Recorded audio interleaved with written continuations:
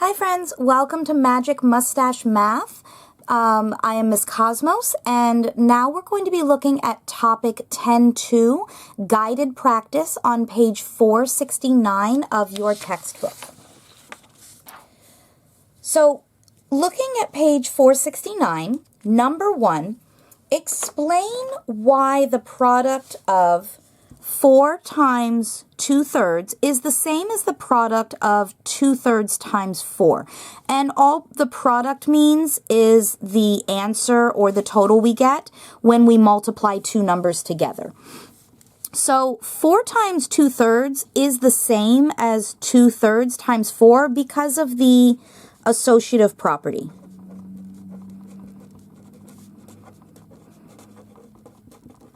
And it's the same property that allows us to multiply 2 times 3 to get 6, and also multiply 3 times 2 to get 6. It doesn't matter what order you multiply them in, you will get the same answer.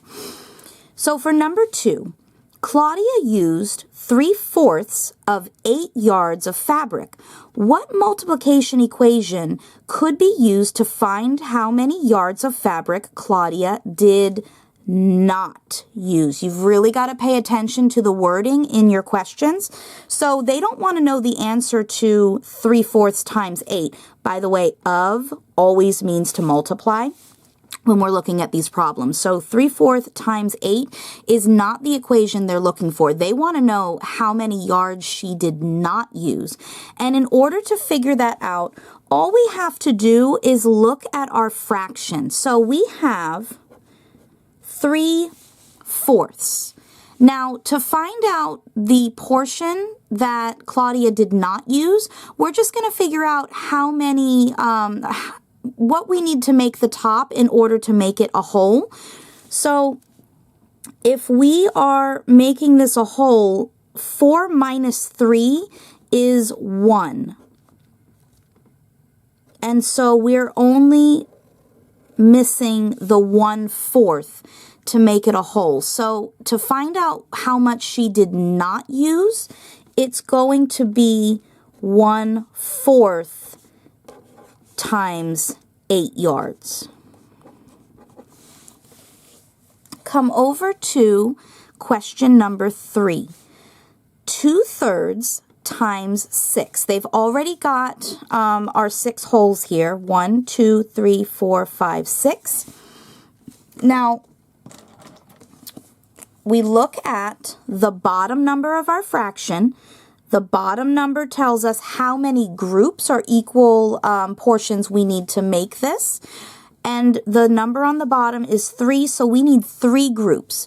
I know, because of my fact families, that if I have 6 and I want them in equal groups of 3, they're probably going to be in 2s.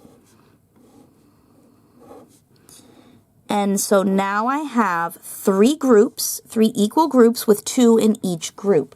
Now, if you look at your top number, which is a 2, that's going to tell you how many portions of your groups to color in. This is almost like your new fraction, and it's in groups of 3, and you're coloring in 2 groups. 1, 2. This represents 2/3 of this bar being colored, and now we can count the parts. 1, 2, 3, 4.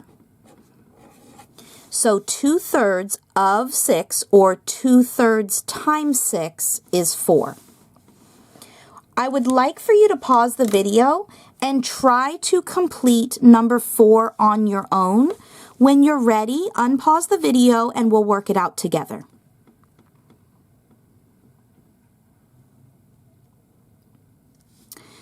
So we have 3/8 times 4, or 3/8 of 4.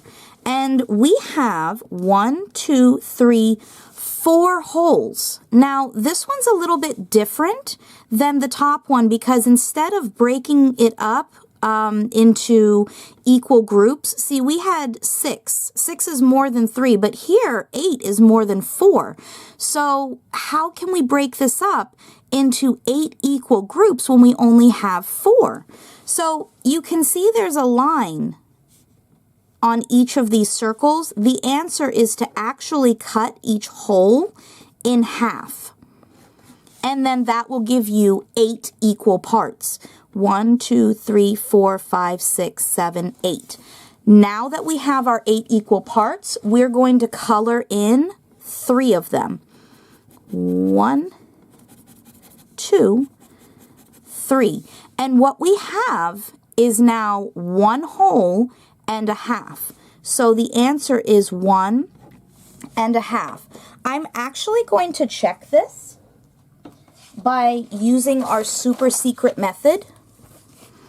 So for number 4, we have 3/8 times 4. Now, if we're going to use our super secret method, I'm just going to put my 4 over a 1 to make it a fraction, and then I'm going to multiply straight across. So 3 times 4 is 12, and then 8 times 1 is 8. So we get this fraction 12/8. 12 is larger than 8, so we have an improper fraction. We need to pull out our wholes.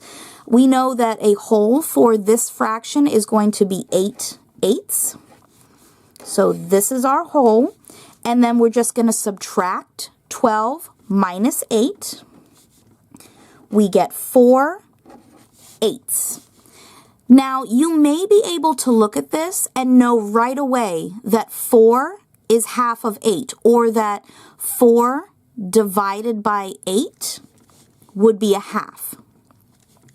So if we're using our method of reducing our fraction until we can't anymore, we know that both of these are even.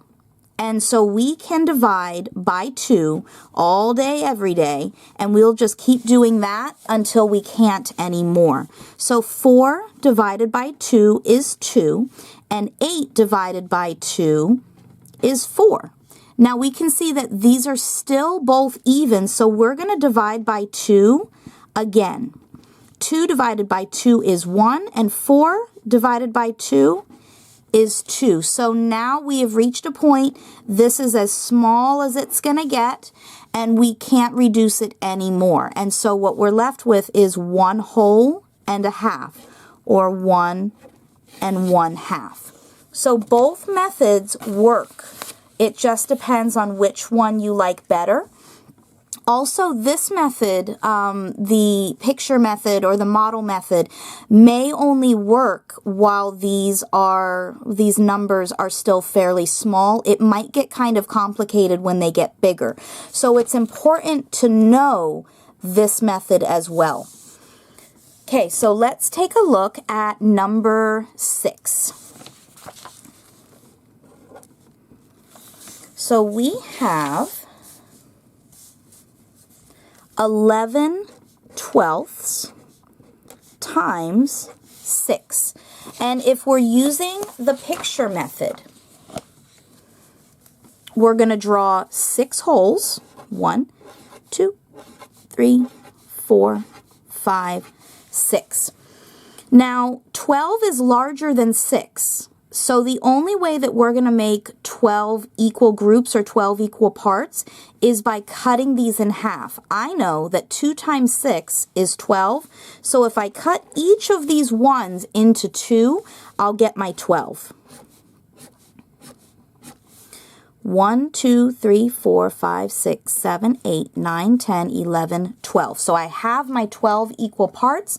Now I'm going to look at my top number. I'm going to color in 11 of them. 1, 2, 3, 4, 5, 6, 7, 8, 9, 10, 11. And what I end up with is 1, 1, 1, 1, 1 and a half.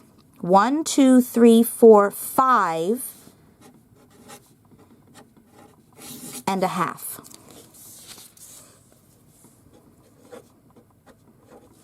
Now, if I am going to use my super secret method to figure out this problem, what I would do is I would put my whole number over a 1 to make it a fraction, and then multiply straight across. So 11 times 6 is 66.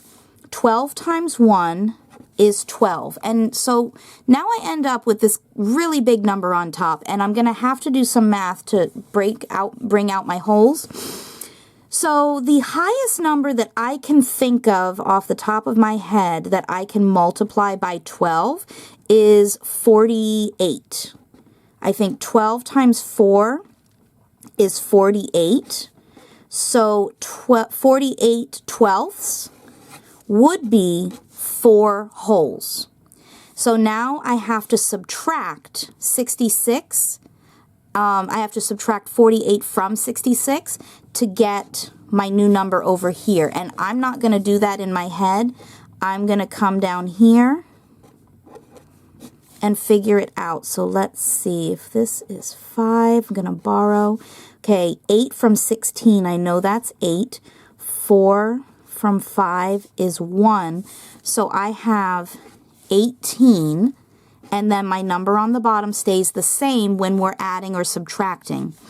So I have 18 twelfths. I know that I can pull out at least one more 12. So 18 minus 12 is 6, and my 12 stays the same. So now I have 4 wholes plus 1 whole, and then 6 twelfths. Now, these are both even, so I know that I can divide them by 2, and I can keep doing that over and over. But I also know that 12 is divisible by 6. And if I divide 12 by 6, I'm going to get a 2. And if I divide 6 by 6, I'm going to get a 1. So here is my 1/2. Now I'm going to add my wholes together. I get 5 and 1/2.